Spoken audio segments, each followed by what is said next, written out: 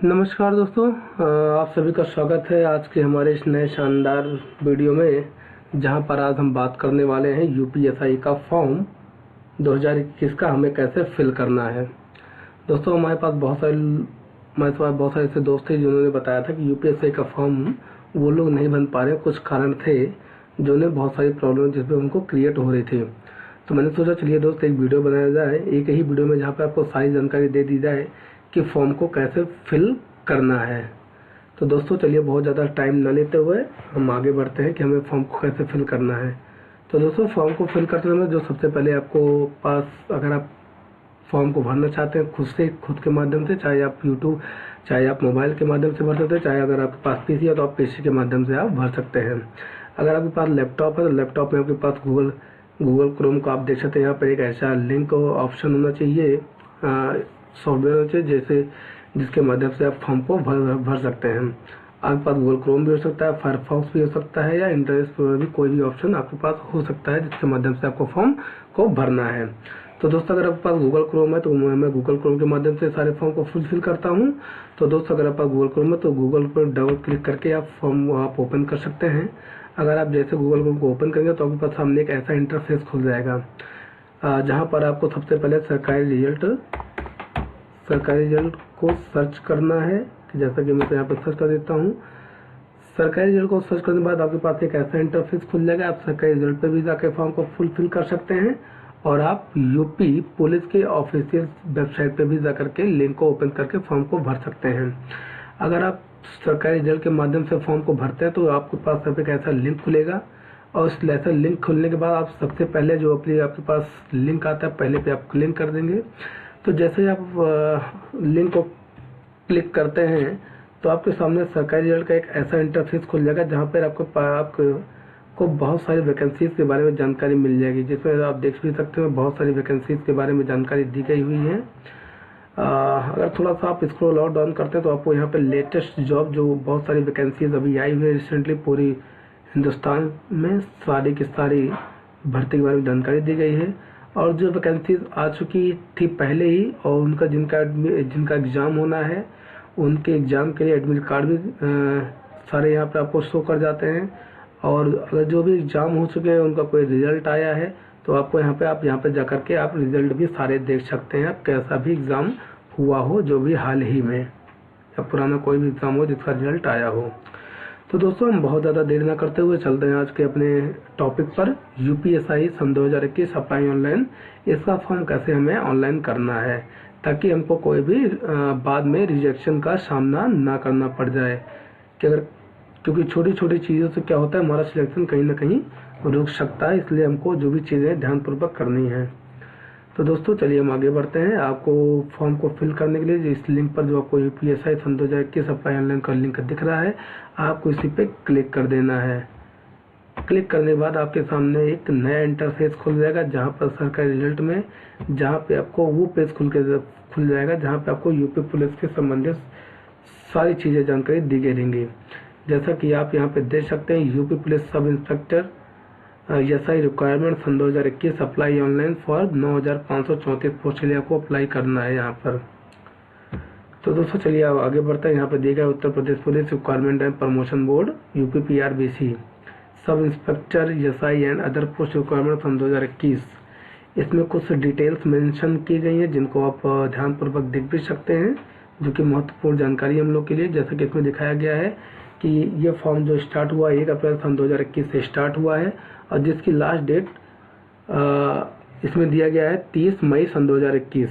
दोस्तों, मैं आप लोग को बता दूं, बहुत बड़ी खुशखबरी हम लोग के लिए थी, क्योंकि जो इस फॉर्म का जो लास्ट डेट अभी तक रखा गया था 30 अप्रैल तक रखा गया था, लेकिन कुछ कारणों की वजह से, कुछ भी कारण हो सकता है, या हो सकता है लॉकडाउन रहा हो जिसकी वजह से सेंटर्स बहुत ज़्यादा ऑनलाइन वाले खुले नहीं हैं, या लोग बाहर नहीं निकल पा रहे हैं, कुछ भी ऐसा कारण हो सकता है, लॉकडाउन के कारण कुछ भी ऐसा कारण हो सकता है जिसकी वजह से गवर्नमेंट ने इसकी डेट को बढ़ा करके 1 महीने के लिए आगे पोस्टपोन कर दिया है, एक्सटेंड कर दिया सॉरी।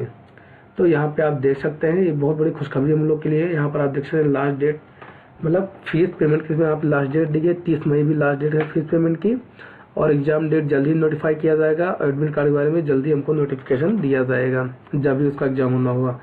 तो यहाँ पर एप्लीकेशन फीस के बारे में बताया गया कि दोस्तों हम सब जो भी कैटेगरी के रहने वाले उत्तर प्रदेश में, चाहे जनरल हो, ओबीसी हो, SC ST, हम किसी भी कैटेगरी के हो, अगर कोई फीमेल भी है, उन सभी स्टूडेंट के लिए जो यहाँ पे फीस लगने वाली है 400 रुपये के लिए सबके लिए समान फीस रखी गई है, जो कि यहाँ पर बहुत अच्छी बात रखी गई है। कोई भी यहाँ पर किसी के लिए ऐसा नहीं रहेगा किसी के लिए कुछ ज़्यादा छूट दी गई हो, जो कि बहुत अच्छी चीज़ है।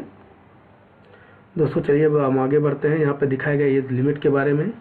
यहाँ पर बताया गया कि अगर आपकी एज सन 2021 से सन 2028 माफ़ करिएगा, अगर आप 21 साल से 28 साल के बीच में हैं, आपकी एज है, तो आप इस फॉर्म को फुलफिल कर सकते हैं।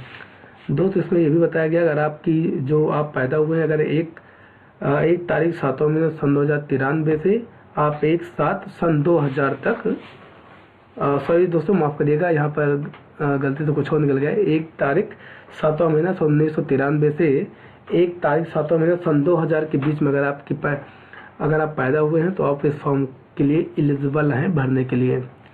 यहाँ पर एक ऑप्शन और दिया गया एज रिलैक्सेशन के बारे में। एज रिलैक्सेशन स्टाफ पर एज पर रूल्स, यहाँ पर दिखाया गया है जो गवर्नमेंट के रूल्स हैं, आप उसके अनुसार यहाँ पे अपनी एज में छूट भी पा सकते हैं। तो आप इसके बारे में थोड़ा सा जानकारी आप ले लेंगे नोटिफिकेशन में बार में जा करके पढ़ करके। यहाँ पे बताया गया वैकेंसी के डिटेल्स के बारे में कि टोटल पोस्ट कितनी, 9534 पोस्ट टोटल इसमें यूपी PRBC ने निकाली हैं, जिसमें पोस्ट वाइज पोस्ट बांट दी गई है, जिसमें आप देख सकते हैं सब इंस्पेक्टर के लिए जो पोस्ट रखी गई है, दरोगा के लिए, जिसको हिंदी में बोलते हैं दरोगा, जो कि बहुत अच्छा शब्द लगता है ये, जिसके लोग आज के लिए सभी स्टूडेंट घर के बाहर जाके पढ़ रहे हैं, पढ़ाई कर रहे हैं, बहुत सारी प्रॉब्लम का सामना भी कर रहे हैं। तो दोस्तों एसआई के लिए जो पोस्ट रखी है 9027 पोस्ट रखी गई है, और इसी में प्लाटून कमांडर की है 484 पोस्ट। तो यहाँ पर इन दोनों जो पोस्टें हैं दोस्तों स्टूडेंट्स, यहाँ पे आप देख सकते हैं कि इन सभी के लिए जो मांगा गया है, जो एलिजिबिलिटी क्राइटेरिया बताया गया है, यहाँ पर नॉर्मल से आपके पास ग्रेजुएशन होना चाहिए, आप चाहे BA हो, BSc हो, BCom हो, आप कुछ भी हो। इसके लिए इसमें कोई परसेंटेज भी नहीं मांगा गया है, आप नॉर्मल से आपका ग्रेजुएशन होना चाहिए बस, केवल और कुछ नहीं। इसी में एक पोस्ट और आती है फायर ऑफिसर की, जिसमें 23 पोस्ट दी गई है। दोस्तों इस वाले पोस्ट में आपके लिए स्पेशलिफिकेशन मांगा गया कि आप अगर आप साइंस से अगर आपने ग्रेजुएशन को कंप्लीट किया है तभी आप इस फॉर्म को फिल कर सकते हैं, इस पोस्ट के लिए एलिजिबल हैं। अगर आप साइंस से नहीं हैं तो आप इस पोस्ट के लिए एलिजिबल नहीं हैं। इन चीज़ों का खास तौर पर ध्यान दीजिएगा। यहाँ पर बताई गई कैटेगरी वाइज वैकेंसीज कितने, किस कैटेगरी के लिए कितनी सारी पोस्टें हैं, आप इसको देख सकते हैं अपने आवश्यकता अनुसार ध्यानपूर्वक। तो दोस्तों हम इस पर ज़्यादा ध्यान नहीं देंगे, हम आएंगे। यहाँ पर ये भी बताया गया आपका फिजिकल एलिजिबिलिटी क्या है, आपके लिए क्या क्या रिक्वायरमेंट है, इसको भी दोस्तों आप अपने लिए देख लीजिए। जैसे मैं वो थोड़ा बहुत जानकारी दे दूँ, अगर आप मेल कैटेगरी के हैं, जनरल OBC SC, तो आपकी जो हाइट होनी चाहिए 67 सेंटीमीटर, और जो आपका चेस्ट होना चाहिए 79 से 84 सेंटीमीटर के बीच होना चाहिए, मतलब 79 to 84। और जो रनिंग आपकी इसमें दौड़ मांगी 28 मिनट में 4.8 किलोमीटर की इसमें दौड़ मांगी गई है। मेल के लिए इसमें ST के लिए थोड़ा सा कम किया गया है, 107 सेंटीमीटर इनकी हाइट होनी चाहिए, जिनका चेस्ट होना चाहिए 77 से 82 सेंटीमीटर। और और जो इनकी दौड़ है इनकी भी सेम वही है जो कि सबकी है, 4.8 किलोमीटर रनिंग 28 मिनट में। फीमेल के लिए SC OBC जनरल के लिए 152 सेंटीमीटर हाइट, दौड़ 4.5 किलोमीटर की मांगी है 16 मिनट में। और फीमेल ST के लिए 147 सेंटीमीटर इनकी हाइट होनी चाहिए, और जिनको दौड़ होगी 2.4 किलोमीटर रनिंग 16 मिनट में मांगी गई है। दोस्तों चलिए हम आगे बढ़ते हैं, देखते हैं यहाँ पे कुछ डिटेल्स दी गई है कि आपको फॉर्म को फिल करते समय आपके पास क्या क्या डॉक्यूमेंट होने चाहिए। आप इन चीज़ों को ध्यान दीजिएगा, और अगर नहीं भी ध्यान देंगे कोई बात नहीं, मैं आपको बताता चल रहा हूँ इसमें क्या क्या चीज़ कैसे को फिल करना है। तो दोस्तों आपके सामने एक ऐसा जो इंटरफेस खुला रहेगा, उसमें लास्ट के ऑप्शन रहेगा सम यूजफुल इंपॉर्टेंट लिंक्स, मतलब कुछ ज़रूरी लिंक्स हैं जिन पे आपको ध्यान देना है।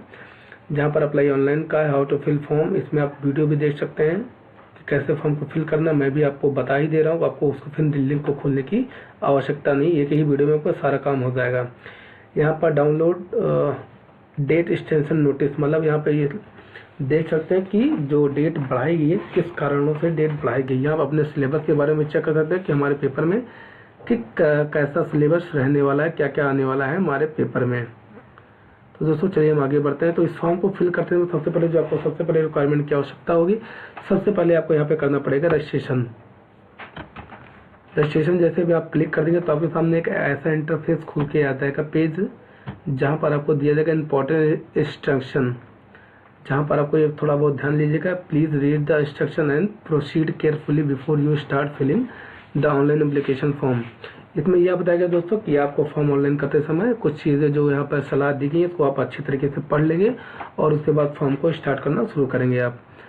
यहाँ पर बताया गया शेड्यूल, मतलब फॉर्म कब से स्टार्ट हुआ है, कब तक फॉर्म भरा जाएगा। यहाँ पर अभी इस कब तक फॉर्म भरा जाएगा इस डेट में अभी तक कोई बदलाव नहीं किया गया है दोस्तों, पर कोई घबराने वाली बात नहीं है, डेट भर चुकी है, अब इसको देख करके परेशान नहीं होइएगा। तो दोस्तों यहाँ पे दिखाया गया how to apply for registration, मतलब आपको यहाँ पे कैसे रजिस्ट्रेशन के लिए अप्लाई करना है। यहाँ पर उसके बारे में कुछ जानकारी दी गई है जिसके आप देख सकते हैं। अगर नहीं भी देखते तो कोई बात नहीं, हम आपको बताते चलेंगे, आपको देखने की कोई आवश्यकता भी नहीं है।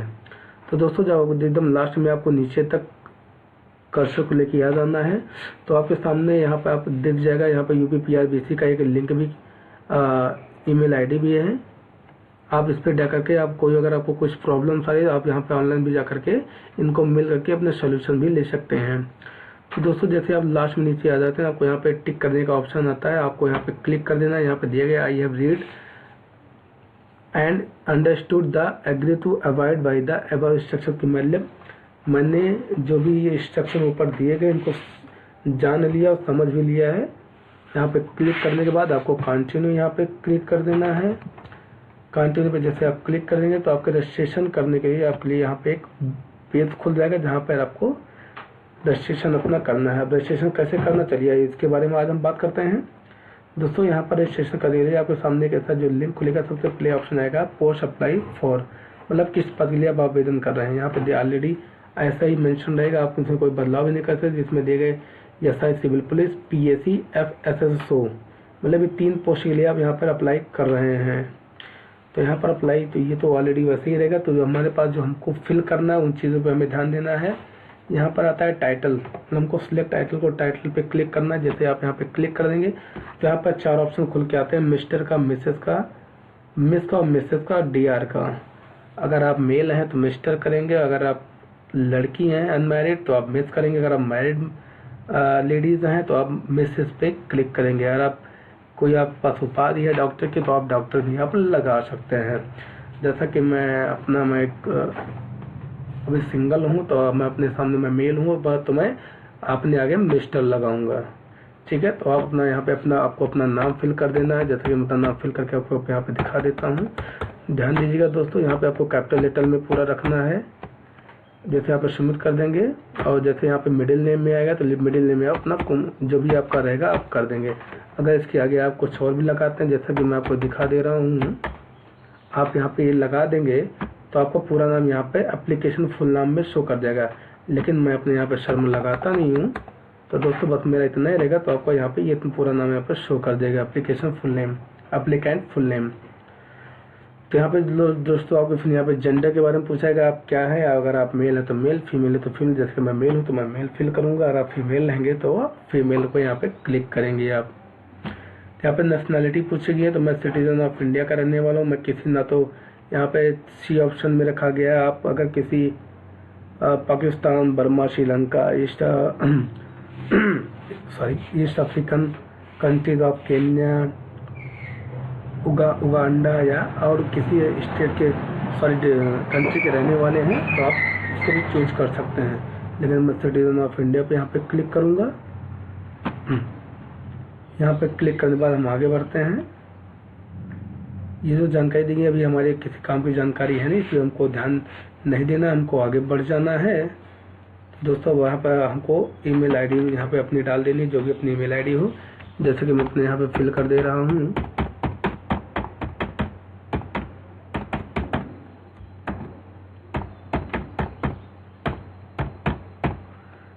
दोस्तों अगर आपकी भी कोई ईमेल आईडी ऐसी है तो अपनी ईमेल आईडी यहाँ पर फिल कर सकते हैं।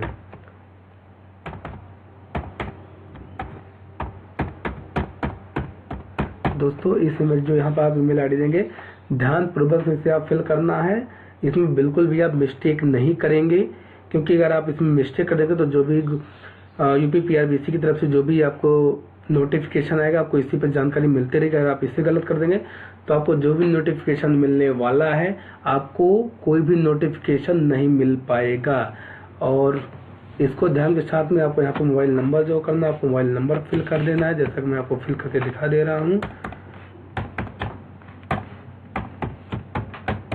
आप यहाँ पर जो अपना मोबाइल नंबर डालेंगे वो मोबाइल नंबर आपके पास होना चाहिए। और ध्यान दीजिएगा मोबाइल नंबर किसी गलत नहीं होना चाहिए, आपका पर्सनल होना चाहिए, क्योंकि इस मोबाइल नंबर पे OTP आएगी और जो OTP आएगी और OTP जैसे आप इस पर सेंड OTP पे क्लिक करेंगे तो आपके नंबर पे एक OTP आएगी। आप OTP जो जाएगी इस OTP को यहाँ पे फिल कर देना। फिल करने के बाद यहाँ पे आपको वेरीफाइड मोबाइल नंबर पे क्लिक कर देना है। तो जैसे ही आपका मोबाइल नंबर यहाँ पे वेरीफाइड हो जाएगा आपको और स्क्रॉल डाउन करके और नीचे आ जाएंगे। क्योंकि मैं फॉर्म ऑलरेडी भर चुका हूँ इसलिए मैं यहाँ पे वेरीफाइड पे क्लिक नहीं कर रहा हूँ, है ना। उसके बाद जो नीचे ऑप्शन आएगा यहाँ पर वेरिफिकेशन इमेज का एक ऑप्शन आएगा, जो यहाँ पे इमेज दी गई है आपको इस इमेज को यहाँ पे फिल कर देना। फिल करने के बाद आपको यहाँ पे सबमिट के ऑप्शन पे आपको क्लिक कर देना है। जैसे ही आप सबमिट के ऑप्शन पे क्लिक करेंगे तो आपके पास मोबाइल नंबर पे आपके जीमेल पे आपका एक रेफरेंस आईडी आ जाएगा और पासवर्ड आ जाएगा, जिसके माध्यम से आप पूरा फॉर्म को फिल कर सकते हैं। दोस्तों रजिस्ट्रेशन में बस इतना ही है, बहुत आसान सा रजिस्ट्रेशन है, इसमें बहुत ज़्यादा कुछ परेशानी वाली कोई बात नहीं है। बहुत आराम से आप अपने फॉर्म को अप्लाई कर सकते हैं और रजिस्ट्रेशन भी आप बहुत आसानी तरीके से कर सकते हैं। आई थिंक दोस्तों मुझे लगता है रजिस्ट्रेशन कैसे करना है आपका, अगर इसमें आपको अगर कोई समस्या होगी तो आई थिंक मुझे लगता है ये आपकी समस्या का समाधान हो गया होगा। तो दोस्तों चलिए अब आगे बढ़ते हैं। आगे हम बात करते हैं कि आपके फॉर्म को कैसे यहाँ पे अप्लाई करना है। दोस्तों जैसे कि मैं बताऊं कि यहाँ पे मैंने अपना फॉर्म को तो ऑनलाइन कर दिया, तो मैं उसी के माध्यम से आपको यहाँ पे जानकारी दूंगा कि फॉर्म कैसे भरना है। कि जैसे दोस्तों अगर आप फॉर्म कैसे भरना है तो यहाँ पे ऑप्शन होता है, यहाँ पे आपको लॉगिन पे जाना है। दोबारा उसी पे आएंगे, दोबारा आपको लॉगिन पे जाना है। आप जैसे लॉगिन पे क्लिक कर देंगे तो आपके सामने जो भी आपको रेफरेंस आईडी और पासवर्ड जो आपके मोबाइल नंबर पे आया है, रेफरेंस आईडी और पासवर्ड आपको यहाँ पे फिल कर देना है। यहाँ पर रेफरेंस आईडी आप डाल देंगे, यहाँ पर नीचे पासवर्ड डाल आपको लॉगिन कर देंगे। जैसे ही आप लॉगिन कर देंगे तो आपके सामने एक ऐसा इंटरफेस खुल के आ जाएगा, जहाँ पे आपको इस फॉर्म को बताया गया। इस फॉर्म को आपको 6 स्टेप में फिल करना है।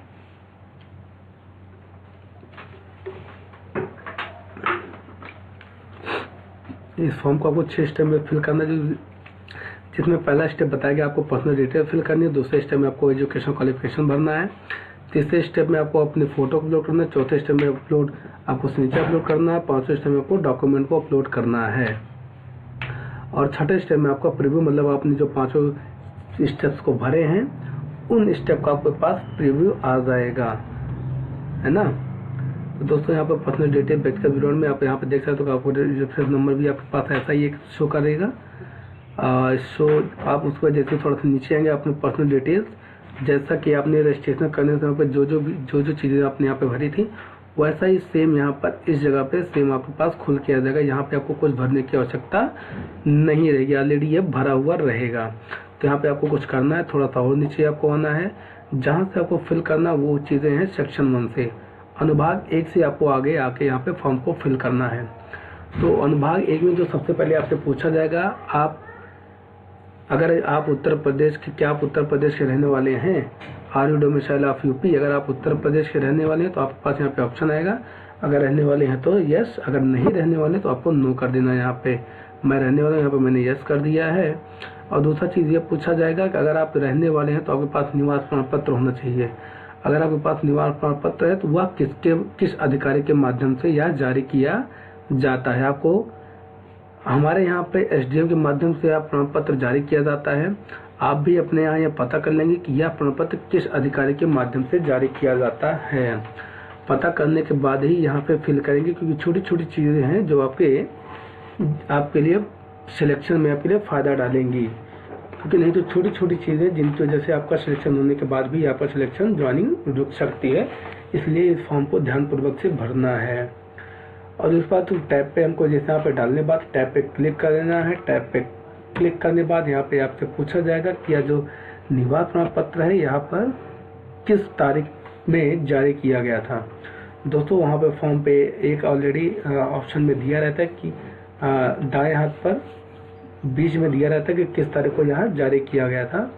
तो दोस्तों आप यहाँ पे देख लेंगे किस तारीख को जारी किया था। उसके बाद यहाँ पे आप डेट उसको चूज कर लेंगे कि किस डेट को यह जारी हुआ है। दोस्तों यहाँ पे ध्यान दीजिएगा। उसके बाद यहाँ पे आपको पूछा जाएगा डोमिसाइल सर्टिफिकेट नंबर।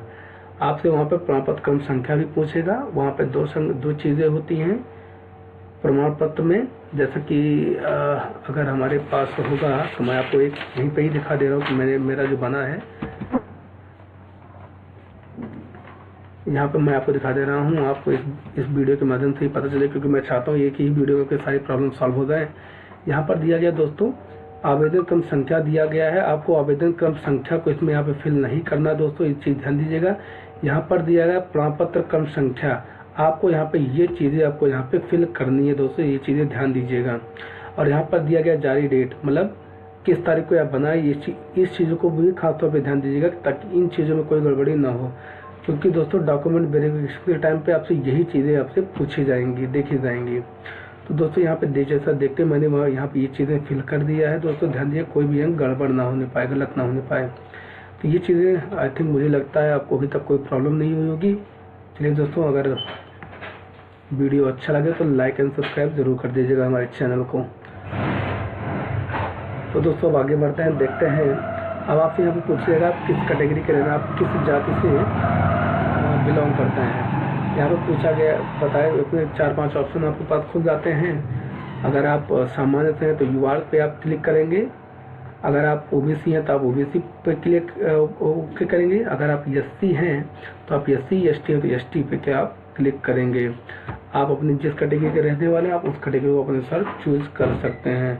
तो मैं यहाँ पे ओबीसी से बिलोंग करता हूँ, मैंने यहाँ पे ओबीसी को क्लिक कर लिया है। उसके बाद जो ऑप्शन आता है तो आपसे ये पूछा जाएगा कि आपने जो जात प्रमाण पत्र या किस अधिकारी के माध्यम से जारी किया जाता है। दोस्तों मैं आपको ये भी बता दूं कि हमारे यहाँ तो जो जात प्रमाण पत्र जारी किया जाता है वह तहसीलदार के माध्यम से जारी किया जाता है। आप भी अपने यहाँ पता करके जानकारी ले सकते हैं कि आपके यहाँ का जो जात प्रमाण पत्र वो किस अधिकारी के माध्यम से जारी किया जाता है। दोस्तों ये चीज़ें बहुत जरूरी चीज़ें जो इनको आप जानकारी लेने के बाद ही फिल करेंगे ताकि कोई गलती ना हो आपकी तरफ से, है ना। तो दोस्तों यहाँ पे आपसे वही चीज़ें दोबारा पूछी जाएंगी या किस तारीख को जारी हुआ था। यहाँ पे आपको डेट को फिल कर दें जैसा मैंने आपको पहले लास्ट स्टेप में दिखाया था। और तीसरा चीज़ यहाँ पे आपसे पूछा जाएगा आपका सर्टिफिकेट नंबर, सीरियल नंबर क्या है। दोस्तों सेम चीज़ जो भी मैंने दिखाई तो उसी तरीके से आपके पास कास्ट सर्टिफिकेट भी होगा, उसमें आप देख लेंगे सेम ऐसे ही आपको यहाँ पर सर्टिफिकेट नंबर दिया रहेगा। सर्टिफिकेट नंबर आपको यहाँ पे फिल कर देना है इसी तरीके से ही, है ना। दोस्तों चलिए अब आगे बढ़ते हैं नेक्स्ट स्टेप पे। जो हमारा अगला स्टेप है सेक्शन 2 अनुभाग 2 में। अनुभाग 2 में हमको क्या, सेक्शन 2 में हमको क्या फिल करना है।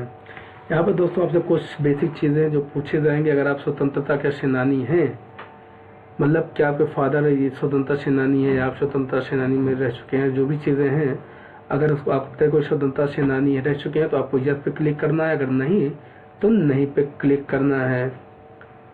तो इसमें पूछा जाएगा, दूसरी चीज़ पूछे कि आप यूपी सरकारी के कर्मचारी हैं क्या, मतलब क्या मौजूदा समय में आप कहीं जॉब कर रहे हैं। अगर कर रहे हैं तो आपके पास क्या प्रमाण पत्र भी आपके पास होना चाहिए। अगर नहीं कर रहे हैं तो आपको यहाँ पे नो करना, अगर कर रहे हैं तो आपको यस पे क्लिक करके आपको वो डॉक्यूमेंट भी आपके पास आपको लगाने पड़ेंगे जो आप जॉब कर रहे हैं उसका।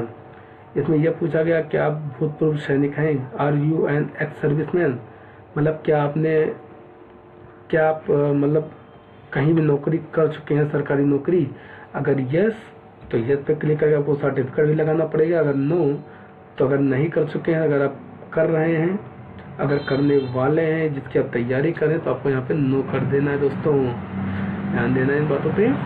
और दोस्तों सबसे खास बात, इस चीज़ पर तो बिल्कुल भी मत भूलिएगा, जहाँ पे आपसे पूछा जाती है आपकी जन्म की तारीख क्या है। इस चीज़ को तो आपको दोस्तों उल्लेख करते हैं तो ये तो नहीं बोलेंगे ना, जस्ट जो पार्ट ऑफ जो दोस्तों कोई बात नहीं। यहाँ पे आपको अपना डेट भर देना, आप किस तारीख को आपकी डेट ऑफ बर्थ क्या है। डेट ऑफ बर्थ को फिल करने के बाद आप यहाँ पे क्लिक करेंगे तो आप अपने साथ चूज करते हैं। आप यहाँ पे ईयर को चूज कर सकते हैं, स्क्रॉल डाउन करके आप ऊपर नीचे भी जा सकते हैं।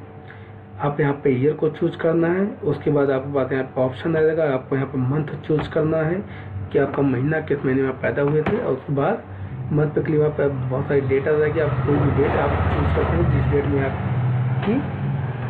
डेट में आप पैदा हुए थे, बर्थ हुए थे आपका। तो दोस्तों अब चलिए यहाँ पे जैसे ही आप यहाँ पे फिल कर देंगे अपनी डेट ऑफ बर्थ, यहाँ पे आपको एक्चुअल आपकी डेट में आप कितने एज के हैं आपको यहाँ पे शो कर जाएगा। जैसा कि यहाँ पे आप देख सकते हैं मैं 25 साल 5 महीने और 16 दिन का हुआ हूँ आज तक। तो दोस्तों इसी तरीके से आपको भी अपनी एज का पता चल जाएगा, आप कितने साल के, कितने महीने के, कितने दिन के हैं। दोस्तों बहुत अच्छी चीज़ है जिनके माध्यम से आपको जानकारी मिल जाएगी, ज़्यादा आपको गुणा भाग नहीं करना पड़ेगा। दोस्तों आइए चलता है सेक्शन नंबर 3 पे, अनुभाग 3।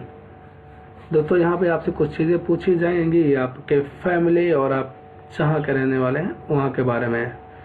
तो दोस्तों बने रहिए हमारे साथ, बिल्कुल भी घबराइएगा नहीं, आपकी सारी चीज़ें यहाँ से डाउट आपके सारे क्लियर हो जाएंगे।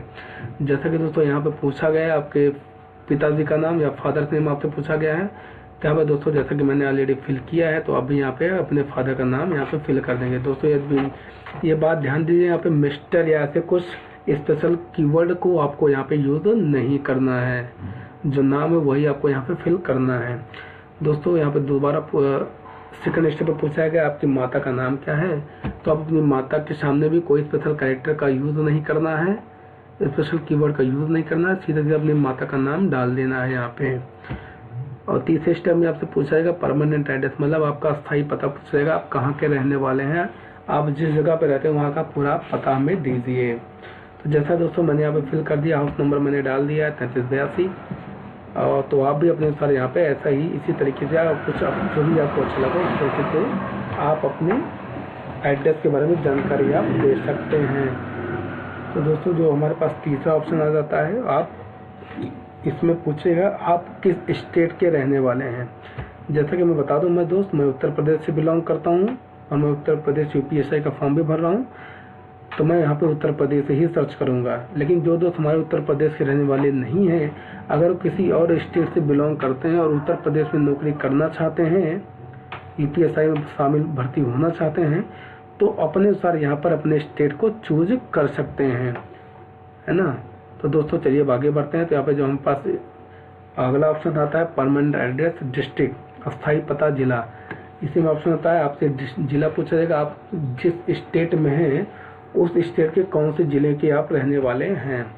तो दोस्तों यहाँ पे बहुत सारे ऑप्शन खुल जाएगा, लगभग 72-73 जिला है उत्तर प्रदेश में। आप इनमें से जिस भी जिले के रहने वाले हैं उस जिले को यहाँ से आप भर सकते हैं। जैसे यहाँ पे ऑप्शन दिया गया है सुल्तानपुर, सोनभद्र, सीतापुर, सिद्धार्थनगर, श्रावस्ती, शामली, शाहजहांपुर, संत कबीर नगर, सांभर, सहारनपुर, रामपुर, रायबरेली। आप इसमें से कोई भी ऑप्शन चूज कर सकते हैं आप जहाँ पे रहने वाले हैं। तो मैंने अपना सुल्तानपुर चूज कर लिया है। दोस्तों यहाँ पे दोबारा आपसे पूछा गया स्थायी पता शहर, कस्बा, गाँव। तो दोस्तों मैंने अपना विवेक नगर यहाँ पे डाल दिया है, आप भी अपना ऐसे ही यहाँ पे फुलफिल कर सकते हैं।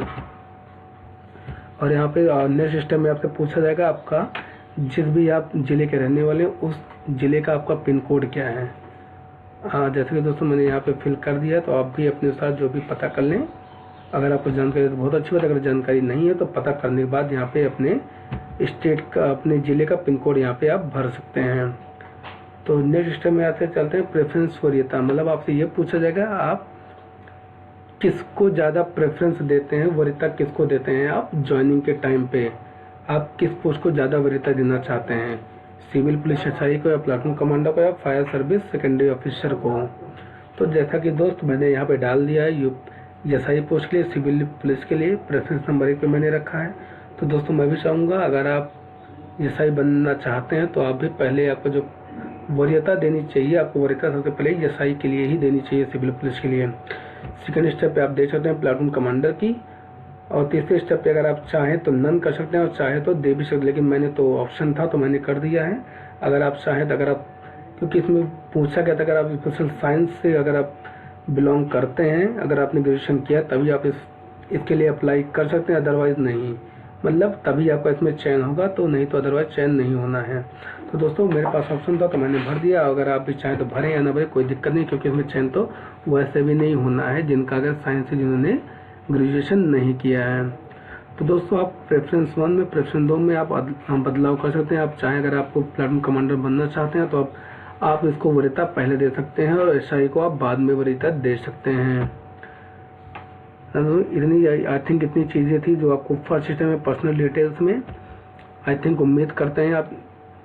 यहाँ पे लास्ट में ऑप्शन आता है सेव एज कंटिन्यू का।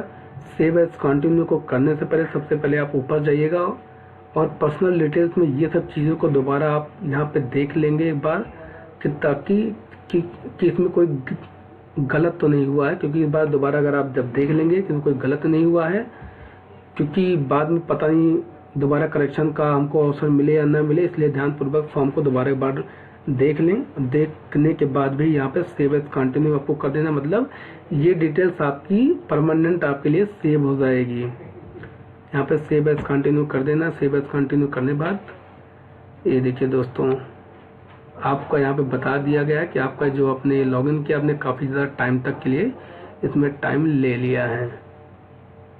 आपको दोस्तों में बहुत ज़्यादा टाइम तक एक चीज़ पर समय नहीं देना है। तो दोस्तों हम बैक पे जाएंगे अपना यहाँ पे, क्योंकि दोस्तों ये जो पेज था मैंने काफ़ी लंबे समय से खोल के रखा हुआ था वीडियो बनाने से पहले ही। तो दोस्तों कोई बात नहीं, मैं यहाँ पे दोबारा आपको फॉर्म को भी यहाँ पे दोबारा मैं करके अपना यहाँ पे लॉगिन करके दिखा दे रहा हूँ। कोई बात नहीं दोस्तों, ज़्यादा परेशानी वाली कोई बात नहीं इसमें। ध्यान दीजिएगा जब भी आपको फॉर्म भरिएगा, ध्यान दीजिएगा इसमें ज़्यादा टाइम के लिए आपको समय इसमें ना देना पड़े, ज़्यादा समय ना लगे। जब तक मैं यहाँ पे भर के आपको दिखा दे रहा हूँ, आपको यहाँ पे आईडी पासवर्ड दोबारा डाल देना है।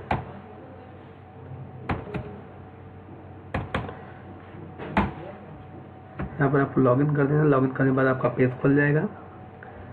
जैसा कि दोस्तों मेरा मैंने फॉर्म भर दिया तो इसलिए मुझे कोई समस्या नहीं है। यहाँ पर आप देख सकते हैं, अगर आप भी ऐसे फॉर्म करेंगे तो आपके पास ये ऑप्शन क्लिक रहेगा, आपको कंटिन्यू करते हुए चले जाना है। जैसे कि मैंने यहाँ पर हम इसी स्टेप पे थे, जैसे कि आप यहाँ पे देख सकते हैं। यहाँ पे आपको सेव एज कंटिन्यू यहाँ पे करना है। बस ये जो आपकी डिटेल्स है सारी डिटेल्स आपकी सेव हो जाएंगी। जो नेक्स्ट स्टेप पे आप उसको बताएंगे, एजुकेशन क्वालिफिकेशन आपसे पूछा जाएगा कि आपकी एजुकेशन क्या है। तो दोस्तों एजुकेशन में आपसे ये पूछा जाए, बताया गया कि यहाँ पे दिखाया गया नोट दिखाया गया फील्ड मार्क्ड विद स्टार और कंपल्सरी, मतलब जो भी स्टार के साथ ऑप्शन दिए गए हैं उसको मैंडेटरी है भरना। तो दोस्तों यहाँ पे बताया गया है, यहाँ पे पूछा गया है जो क्वालिफिकेशन आपकी मान होगी 10th standard by board established by law in India or a qualification recognized by the government as equivalent 3-2, मतलब आपके हाई स्कूल के मार्कशीट के अनुसार ही ये जितनी भी चीज़ें हैं मान्य होंगी। यहाँ पर सबसे पहले जो आपको ये सिस्टम है आपसे जो पूछा जाएगा, बोर्ड का नाम आपसे पूछा जाएगा। यहाँ पर दोस्तों अगर आप मैं बता दूं, अगर आप उत्तर प्रदेश बोर्ड इलाहाबाद से आप जैसा कि पढ़ने वाले हैं तो यहाँ पर अगर आप बोर्ड ऑफ हाई स्कूल का intermediate education Uttar Pradesh board Allahabad दिया गया, जबकि मैंने यहाँ से अपना 10th क्लास क्लियर किया था इसी बोर्ड से, तो मैंने अपना यहाँ पे डाल दिया है। तो आप दोस्तों अगर आप यहाँ से अगर किसी भी से भी अगर आप इलाहाबाद बोर्ड से हैं तो आप इलाहाबाद बोर्ड भी सर्च कर सकते हैं। यहाँ पे बहुत सारे, अगर आप ए से सर्च मारेंगे तो ए से नाम से बहुत सारी चीज़ें आपको आ जाएंगी, जैसा कि आप यहाँ पे अपने अनुसार आप देख सकते हैं। जैसे कि मैं अपना यहाँ पे डाल देता हूँ, यहाँ पे मैंने अपना चूज कर लिया है। अपना आप अपने अनुसार, अगर आप राजस्थान बोर्ड से हैं तो राजस्थान बोर्ड से आप क्लिक कर सकते हैं। अगर आप उत्तराखंड बोर्ड से हैं तो आप उत्तराखंड बोर्ड से आप क्लिक कर सकते हैं। आप यहाँ पे बहुत सारे ऑप्शन आ जाते हैं, इसको ध्यान से आप देख लीजिए। ध्यान से देखने के बाद ही उत्तर प्रदेश के जितने सारे बोर्ड है सारे बोर्ड का ऑप्शन आपको मिल जाएगा। हो सकता है किसी को कोई भी बोर्ड ढूंढने में प्रॉब्लम, बट कोई बात नहीं, ज़्यादा परेशानी वाली कोई बात नहीं, आप इसको आराम से देख सकते हैं। देखने के बाद आप फिल कर सकते हैं। तो दोस्तों चलिए बहुत ज़्यादा टाइम लगे तो हम आगे बढ़ते हैं। जैसे कि मैंने अपना यहाँ पे चूज कर लिया उत्तर प्रदेश इलाहाबाद बोर्ड, और यहाँ पे फिर दोबारा ये पूछा जाएगा आप अगर आपने हाई स्कूल बोर्ड अगर आपने जहाँ तक किया उसके बाद आपने या आपने किस वर्ष को या आपने हाई स्कूल क्वालिफाई किया है। जैसे मैं आपको बता देता हूँ, मैंने सन 2011 में जून में क्वालिफाई किया था। तो आप जिस भी ईयर में क्वालिफाई किया अपने अनुसार यहाँ पे अपनी एज को चूज कर सकते हैं, और किस महीने में आपने क्वालिफाई किया है आप अपना महीना यहाँ से चूज कर सकते हैं। उसके बाद आपको यहाँ पे डन कर देना है। डन करने के बाद आपका यहाँ पे शो कर जाएगा आपने किस महीने में किस ईयर में आपने क्वालिफाई किया है। उसके बाद जो ऑप्शन आएगा यहाँ पे पूछेगा रिजल्ट स्टेटस, मतलब आप अगर आपने ऑलरेडी यहाँ पे स्टेटस आपको शो कर देगा कि आप यहाँ पे इस साल में इतने महीनों को आपका जो रिजल्ट आया था उस पर आपने पास हुए थे। तो उसके बाद यहाँ पे जो नेक्स्ट स्टेप है आपसे पूछा जाएगा रोल नंबर। आपने जो हाई स्कूल क्वालिफाई किया है उसके सर्टिफिकेट में देखेंगे आप ऊपर के कॉर्नर पे आपका रोल नंबर दिया रहेगा, आप देखेंगे वहाँ पे आपको वो रोल नंबर ध्यानपूर्वक आपको यहाँ पे भर देना है। ये जैसा मैंने रोल नंबर यहाँ पे डाला तो अपना भी रोल नंबर यहाँ पे आप डाल देंगे। उसके बाद नेक्स्ट स्टेप में चलते हैं। यहाँ से पूछा जाएगा आपकी जो मार्कशीट मिली है उसमें एक सर्टिफिकेट नंबर दिया रहता है, मार्कशीट सीरियल नंबर ऊपर के टॉप के कॉर्नर पे। आप वहाँ पे इसको देख करके यहाँ पे अपने सर्टिफिकेट नंबर को यहाँ पे फिल कर देंगे। ठीक दोस्तों, अब दोस्तों चलिए आगे हम आगे बढ़ते हैं। यहाँ पर नेक्स्ट स्टेप में पूछा गया है आपके 12th के बारे में आपसे जानकारी यहाँ पे पूछी गई है। ये जो फिल करना है आपको, ये वाला सेक्शन आपको 12th क्लास के मार्कशीट के अनुसार ही से आपको फिल करना है। यहाँ भी दोस्तों सेम चीज़ें पूछेगी, आप किस बोर्ड से बिलोंग करते हैं। जैसा मेरा भी यह भी पूरा उत्तर प्रदेश इलाहाबाद बोर्ड से बिलोंग करते हैं हम लोग। आप भी अपने बोर्ड को जान लेंगे, देख लेंगे, पता कर लेंगे क्योंकि आप किस बोर्ड से बिलोंग करते हैं उस बोर्ड को यहाँ पे आपको फिल कर देना है। सेम चीज़ें वही तो सेम टू सेम वही चीज़ें यहाँ पे पूछेंगे, आप किस ईयर में किस मंथ में आपने क्वालिफाई किया, आपको मंथ और ईयर यहाँ पे डाल देना है, चूज कर लेना है और डन कर देना है। उसके बाद यहाँ पे आपकी स्टेटस शो करेगा, अगर आप पास थे पास शो करेगा, फेल थे तो फेल शो करेगा यहाँ पे। आई थिंक अगर आप फेल अगर आप होते तो वैसे भी आपको यहाँ पे ये लेगा नहीं। जो नेक्स्ट स्टेप में आता है आपसे पूछा जाएगा दोस्तों रोल नंबर। सेम चीज़ वैसे ही आपके सर्टिफिकेट पे आपको रोल नंबर दिया गया, रोल नंबर आपको यहाँ पे डाल देना है, रोल नंबर डालेगा। और नेक्स्ट स्टेप में आपसे पूछेगा सेम चीज़ सर्टिफिकेट नंबर आपसे पूछेगा, तो उस नेक्स्ट स्टेप में आपको सर्टिफिकेट नंबर डाल देना है। बस इतना ही दोस्तों, इतना छोटा सा काम है, इसमें बहुत ज़्यादा टेंशन नहीं वाली परेशानी वाली बात नहीं है, इसे आप आराम से फिल कर सकते हैं। दोस्तों चलिए अब नेक्स्ट स्टेप में आगे हम बढ़ते हैं, देखते हैं। आपसे सेकंड से पूछेगा, आपसे ग्रेजुएशन के बारे में आपसे पूछा जाएगा।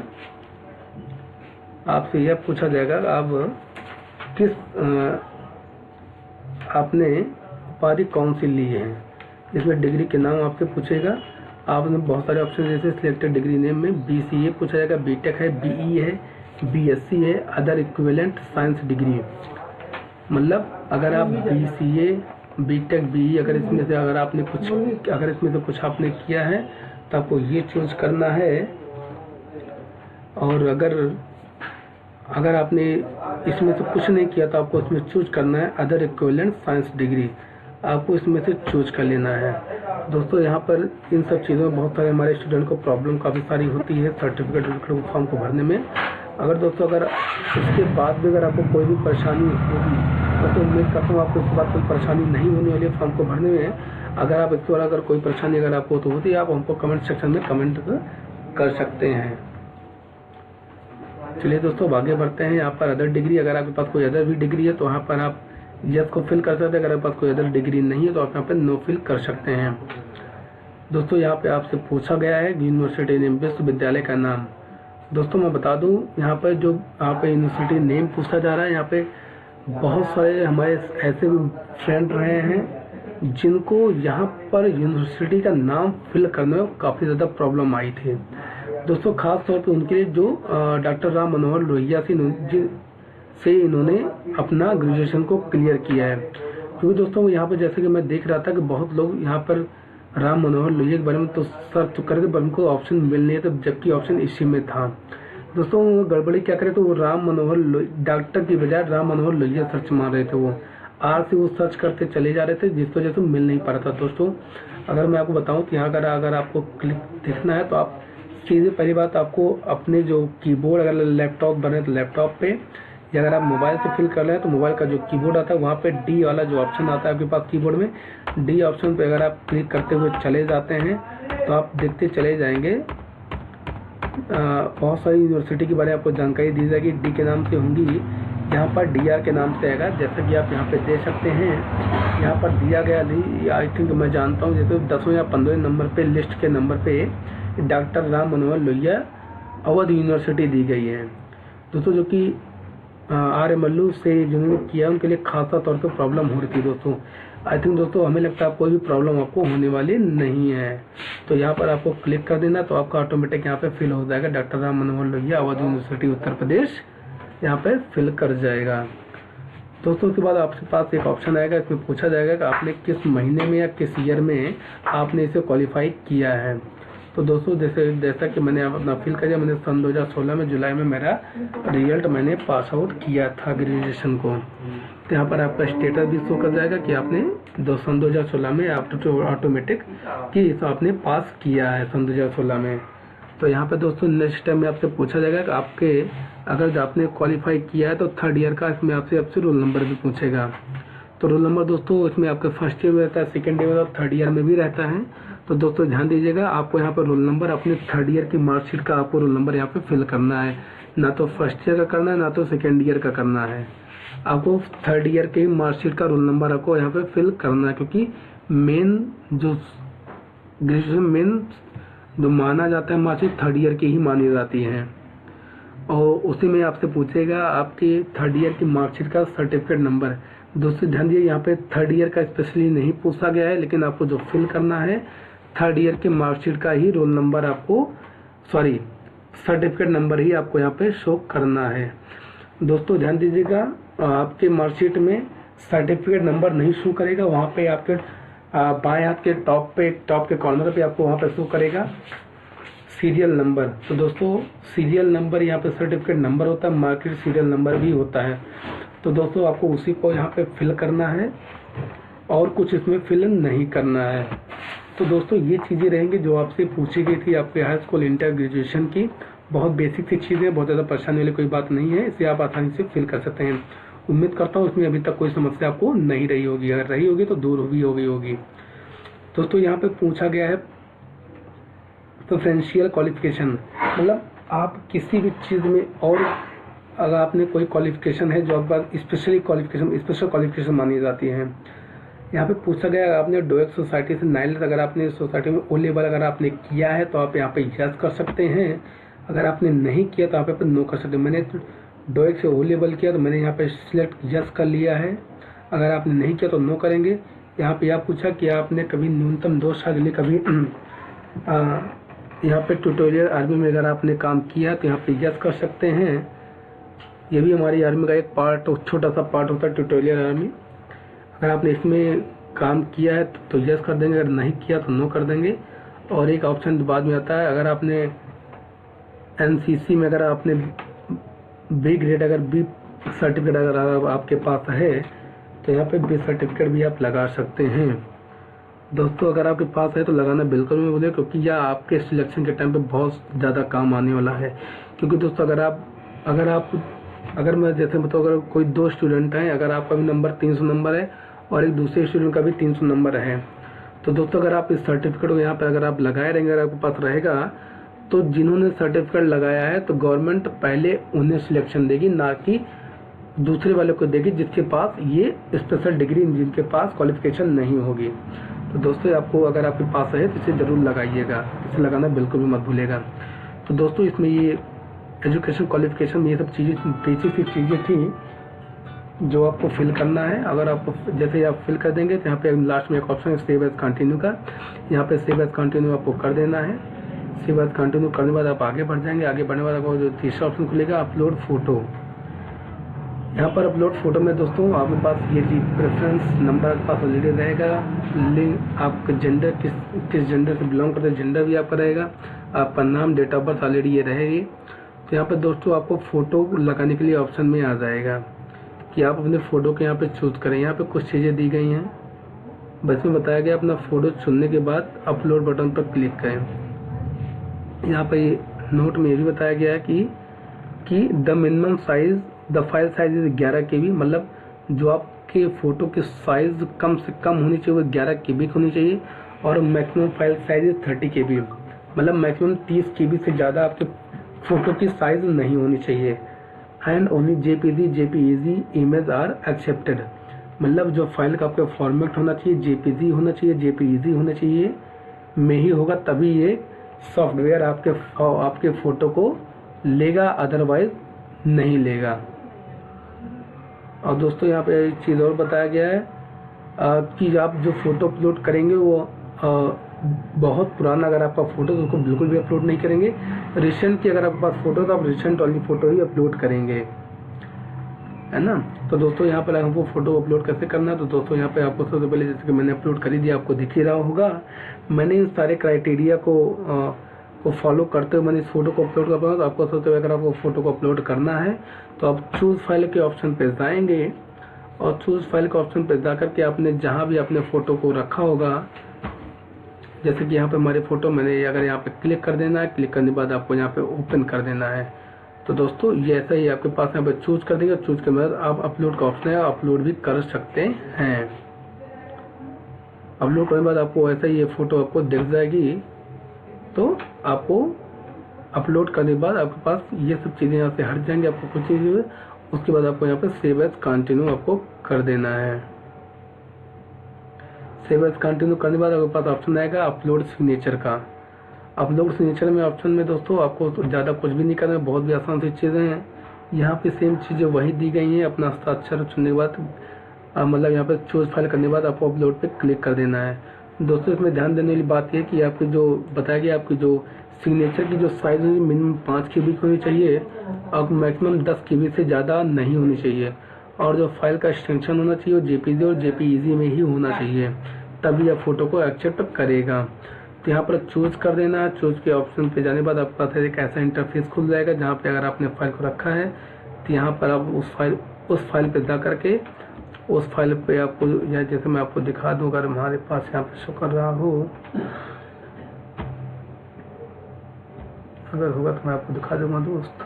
जैसे कि मेरे यहाँ पे ये फाइल है, तो इसे आपको यहाँ पे जैसे सिलेक्ट कर लेंगे तो यहाँ पे आ जाएगा। तो ओपन का ऑप्शन, जैसे ओपन पे आप क्लिक कर देंगे तो आपके सामने ऐसे ही आ जाएगा। तो यहाँ के बाद आपको अपलोड पे क्लिक कर देना। अपलोड पे क्लिक करने के बाद आपको यहाँ पे सेव एज कंटिन्यू पे क्लिक कर देना। सेव एज कंटिन्यू जैसे कर देंगे आपके सामने 5वां स्टेप खुल के आ जाएगा, अपलोड डॉक्यूमेंट।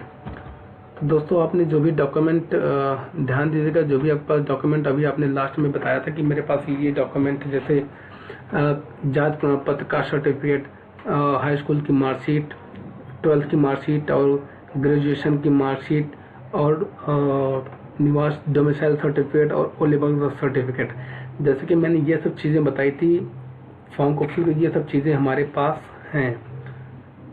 तो दोस्तों अगर ये सब चीज़ें अगर इनमें से आपके पास इनमें से जो भी चीज़ें अगर आपके पास हैं तो इन चीज़ों पे तो इन चीज़ों का जो आपके पास होना चाहिए, इसमें कुछ चीज़ें और भी दी गई इंस्ट्रक्शन में कि जो भी आप इसमें डॉक्यूमेंट लगाएंगे स्कैन करके, उस पर आपको खुद से वेरीफाइड भी आपको करना है ना। खुद से वेरीफाई करने के बाद, स्कैन करने के बाद उसे आपको अपलोड करना है। तो दोस्तों जैसा कि मैंने अपना यहाँ पे ऑलरेडी खुद से हाथों से अपने सिग्नेचर से वेरीफाई किया अपने डॉक्यूमेंट को वेरीफाई करने के बाद यहाँ पर आपको अपलोड का ऑप्शन आता है, जहाँ पे मैंने अभी एडिट का ऑप्शन दिख रहा है आपको, क्योंकि मैंने फॉर्म को ऑलरेडी अपलोड कर दिया है। आप अपलोड पे जाएंगे, जैसा कि मैं आपको दिखा देता हूँ आपको फाइल को वेरीफाई कैसे करना है। आपको वेरीफाई करने के लिए जैसे यहाँ पे मेरे पास एक मैंने वेरीफाई किया तो मैं आपको दिखा दे रहा हूँ। जैसा कि आप यहाँ पे देख सकते हैं कि यहाँ पे मैंने यहाँ पे वेरीफाई किया अपने खुद के हस्ताक्षर से। ऐसी तरीके से ही आपको भी अपने फॉर्म को वेरीफाई कर देना है। वेरीफाई करने के बाद, स्कैन करने के बाद आप अपलोड पे जैसे ही आप क्लिक कर देंगे, अपलोड पे जैसे क्लिक करेंगे तो यहाँ पे टिक का ऑप्शन है, ग्रीन कलर में आपका टिक का ऑप्शन रहेगा, मतलब आपका जो सर्टिफिकेट है आपका अपलोड हो गया है। इसी तरीके से आपके पास हाई स्कूल की मार्कशीट, 12th की मार्कशीट और ये ग्रेजुएशन मार्कशीट, ऐसे ही सारे सर्टिफिकेट को आपको यहाँ पे अपलोड कर देना है दोस्तों। और ध्यान दीजिएगा दोस्तों, इनके जो फाइल की साइज होनी चाहिए वो मैक्सिमम 600 KB से ज़्यादा नहीं होनी चाहिए। 600 KB मिनिमम 50 KB और मैक्सिमम 60 KB से ज़्यादा अगर आपकी अगर इनके साइज रहेगी तो यह एक्सेप्ट नहीं करेगा। अगर आपके इनसे कम साइज है तो यह एक्सेप्ट कर लेगा। तो दोस्तों ये सब चीज़ें होने के बाद जैसे आप इसे अपलोड कर देते हैं तो आपको सेव एज कंटिन्यू पे क्लिक कर देना। तो आपका मतलब ये सब चीज़ें आपकी यहाँ पे सेव हो गई हैं। तो दोस्तों लास्ट में छठा ऑप्शन आता है, प्रीव्यू का ऑप्शन आ जाता है। जैसा कि आपको यहाँ पे दिखाएगा, आपने जो अभी पांचों चीज़ें जो फिल की हैं उन्हीं तरीके से आप अच्छे से देख लीजिए। यहाँ पर आप अच्छे से एक बार दोबारा देख लीजिए, क्योंकि इसके बाद शायद ही आपको दोबारा एडिट करने का ऑप्शन मिले। क्योंकि दोस्तों अगर आप इसे यहाँ पे देखेंगे तो आपको दोबारा एडिट करने की आपकी आवश्यकता नहीं पड़ेगी। नहीं तो आपका फॉर्म भी, अगर आप यहाँ पे छोटी छोटी चीज़ें होती है जो आपको ध्यान देना, अगर आपकी छोटी छोटी चीज़ों के साथ आपका फॉर्म भी रिजेक्ट हो सकता है। दोस्तों एक बार आपको एक बार अच्छे से दोबारा अपने फॉर्म से दोबारा से मिला लेना है और देख लेना है कहीं भी कोई भी चीज़ नंबर कोई भी मिस्टेक तो नहीं हुआ है। आप यहाँ पे दोबारा ऐसे ही देख लेंगे। देखने के बाद अच्छे से यहाँ पे एक नीचे लास्ट में ऑप्शन आ जाएगा, सबमिट एंड प्रोसीड टू पे। मतलब आपके पास यहाँ पे ऑप्शन आ जाएगा सबमिट एंड प्रोसीड टू पे। और उससे पहले आपसे यहाँ पे ये पूछेगा कि मैं जो भी चीज़ें कुछ आपसे यहाँ पे डिक्लेरेशन मांगेगा, घोषणा मांगेगा कि आपने जो भी चीज़ें यहाँ पे फिल किया है वो कोई भी चीज़ें गलत नहीं है। जो आपने जो भी किया है आपने जानकारी में किया है, किसी के माध्यम से गलत चीज़ें नहीं भरी गई है, कोई डुप्लीकेट नहीं है, सारी चीज़ें ओरिजिनल हैं। अगर इसमें कोई गलत डुप्लीकेट पाई जाती है तो मेरा भी सिलेक्शन कैंसिल कर दिया जाएगा, मैं फॉर्म देने के काबिल नहीं होऊंगा, मेरा फॉर्म कैंसिल कर दिया जाएगा। ये सब चीज़ें इसमें से दी गई हैं। आपको इन सब पे क्लिक कर देना है, क्योंकि अगर क्लिक नहीं करेंगे तो आपके पास नीचे वाला ऑप्शन आपके पास ये हाईलाइट नहीं होगा। जैसा दोस्तों आपने देखते हैं, जैसा मैंने यहाँ पे सब पे टिक कर दिया है तो ऑप्शन यहाँ पे ओपन होगा सबमिट टू प्रोसीड टू पे। तो दोस्तों सबमिट एंड प्रोसीड टू पे क्लिक करने के बाद आपके सामने ऐसे ही आया है। इसमें दिया गया है कृपया सुनिश्चित करें कि भुगतान के लिए आगे बढ़ने से पहले सब सही ढंग से भरा गया है। उम्मीद द्वारा भुगतान के लिए आगे बढ़ने के बाद दर्ज किया गया डाटा बदला नहीं जा सकता है, इसलिए आगे बढ़ने से पहले अभी तक दर्ज किए गए विवरण को यह सुनिश्चित करने के लिए सत्यापित किया जा सकता है कि वे सही हैं। यदि दर्ज किए गए विवरण सही हैं तो कृपया भुगतान के लिए आगे बढ़ें। दोस्तों इसमें यह बताया गया है कि अगर आप पे करना चाहते हैं तो उससे पहले आप देख लें कि जो भी आपने फॉर्म को फिल किया वह बिल्कुल भी सही है, उसमें भी बिल्कुल भी किसी प्रकार की गलत चीज़ें नहीं हैं। क्योंकि अगर जैसे ही आप सबमिट पे क्लिक कर देंगे यहाँ पे ऑप्शन पे, उसके बाद आप इसमें भी कोई बदलाव नहीं कर सकते हैं। तो दोस्तों आपको इसमें सबमिट पे क्लिक कर देना है।